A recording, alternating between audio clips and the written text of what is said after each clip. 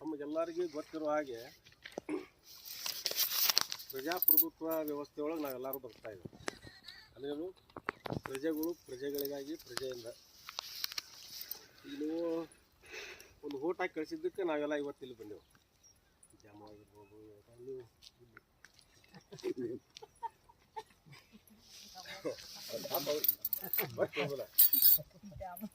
ನಿಮಗೊಂದು ಓಟು ಇವತ್ತು ದೇಶ ಮತ್ತು ಎಲ್ಲ ಥರದಿಂದ ಅಭಿವೃದ್ಧಿ ಅಥವಾ ಬದಲಾವಣೆ ಮಾಡೋಕ್ಕೆ ಸಾಧ್ಯ ಇದೆ ಒಂದು ಓಟ್ ಹಾಕೋದ್ರಿಂದ.